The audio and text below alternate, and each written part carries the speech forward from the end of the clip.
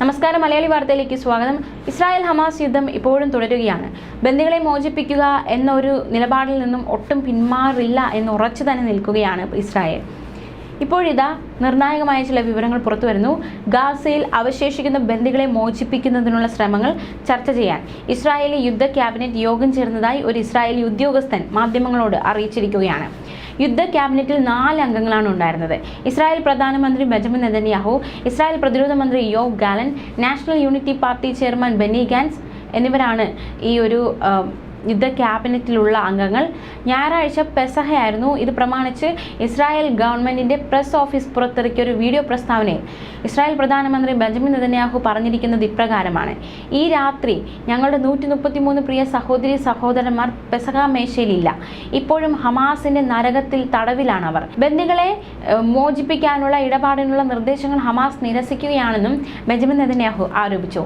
Israel ഉടൻ തന്നെ അധികവും അതുപോലെ തന്നെ വേദനാജനകവും തിരിച്ചടികൾ, കനത്ത പ്രഹരങ്ങൾ നൽകുമെന്നും ബന്ദികളെ മോചിപ്പിക്കുന്നതിന് ഹമാസിന്മേൽ സൈനികവും രാഷ്ട്രീയവുമായ സമ്മർദ്ദം വർദ്ധിപ്പിക്കുമെന്നും ഇസ്രായേൽ പ്രധാനമന്ത്രി പ്രഖ്യാപിച്ചു. ആഴ്ചകളോളം അന്താരാഷ്ട്ര മധ്യസ്ഥർ വെടിനിർത്തൽ, ബന്ദി ഇടപാട് എന്നിവയെക്കുറിച്ചുള്ള ചർച്ചകൾക്ക് സൗകര്യമൊരുക്കിയിരുന്നു.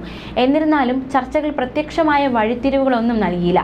വെടിനിർത്തൽ കരാറിന്റെ ആദ്യഘട്ടത്തിന് ആവശ്യമായ 40 ഇസ്രായേലി ബന്ദികളെ തിരിച്ചറിയാനും കണ്ടെത്താനും കഴിഞ്ഞില്ലെന്ന് ഈ മാസം ആദ്യം ഹമാസ് സൂചിപ്പിച്ചതായി ഇസ്രായേൽ ഉദ്യോഗസ്ഥനെയും ചർച്ചകളിൽ പരിചയമുള്ള ഒരു ഉറവിടത്തെയും ഉദ്ധരിച്ച് റിപ്പോർട്ടുകൾ പുറത്തു വരുന്നുണ്ട്. ചർച്ചക്കാരുടെ ചട്ടക്കൂട് അനുസരിച്ച് പോരാട്ടത്തിൽ ആദ്യത്തെ 6 ആഴ്ചത്തെ ഇടവേളയിൽ എല്ലാ സ്ത്രീകളും രോഗികളും പ്രായമായ പുരുഷന്മാരും ഉൾപ്പെടെ ശേഷിക്കുന്ന 40 ബന്ദികളെ ഹമാസ് മോചിപ്പിക്കണം. പകരമായി 100 കണക്കിന് ഫലസ്തീൻ തടവുകാരെ ഇസ്രായേൽ മോചിപ്പിക്കുമെന്നാണ് റിപ്പോർട്ട്. ഇസ്രായേലും ഹമാസും തമ്മിലുള്ള സംഘർഷങ്ങൾക്കിടയിൽ Israel defence force chief of staff lieutenant general Herzi Halevi ഞായറാഴ്ച ബീർഷെബയിലെ സദേൺ കമാൻഡ് ആസ്ഥാനത്ത് യുദ്ധ പദ്ധതികൾക്ക് അനുമതി നൽകിയതായിട്ടുള്ള റിപ്പോർട്ടും പുറത്തു വന്നിട്ടുണ്ട്. ഇസ്രായേലിന്റെ സദേൺ കമാൻഡ് മേധാവി മേജർ ജനറൽ യാറോൺ ഫിങ്കൽമാനും മറ്റുദ്യോഗസ്ഥരും ഈ ഒരു വിഷയവുമായി ബന്ധപ്പെട്ട് പറയുന്നത് ഇപ്രകാരമാണ്: സാഹചര്യം വിലയിരുത്തുന്നതിനും യുദ്ധം തുടരുന്നതിനുള്ള പദ്ധതികളുടെ അംഗീകാരത്തിനും വേണ്ടി പങ്കെടുത്തു. ആ ഒരു ചർച്ചയിൽ പങ്കെടുത്തു എന്നാണ് IDF ചൂണ്ടിക്കാണിക്കുന്നത്. അതേസമയം വെസ്റ്റ് ബാങ്കിലെ തുൽക്കറിനടുത്തുള്ള നൂർ അൽ ഷംസ് അഭയാർത്ഥി ക്യാമ്പിൽ ഇസ്രായേൽ സൈനികർ 2 ദിവസത്തെ ഓപ്പറേഷനെ പൂർത്തിയാക്കിയതായി IDFനെ ഉദ്ധരിച്ച് CNN റിപ്പോർട്ട് ചെയ്യുന്നുണ്ട്. ഇസ്രായേൽ സൈനികരുടെ ഓപ്പറേഷനിൽ ഒരു കുട്ടിയടക്കം 14 പേർ കൊല്ലപ്പെട്ടതായി ഫലസ്തീൻ ആരോഗ്യ മന്ത്രാലയത്തെയും ഔദ്യോഗിക വാർത്താ ഏജൻസിയായ വഫയെയും ഉദ്ധരിച്ച് റിപ്പോർട്ടുകൾ പുറത്തു വരുന്നുണ്ട്.